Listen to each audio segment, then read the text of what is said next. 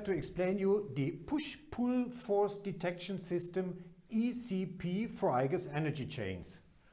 Push-pull force, what does it mean? For moving a chain, there is a force needed to move. And in case something happens, like a block, like ice, snow, whatever, then the pull and push force increase. And this is a clear indicator that something is going wrong.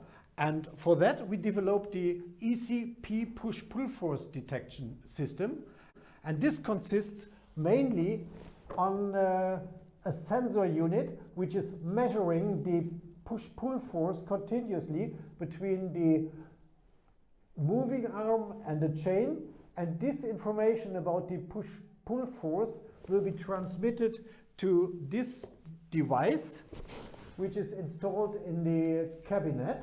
And this device is preset with some force limits, and as soon the force limit is crossed, then the system switch off.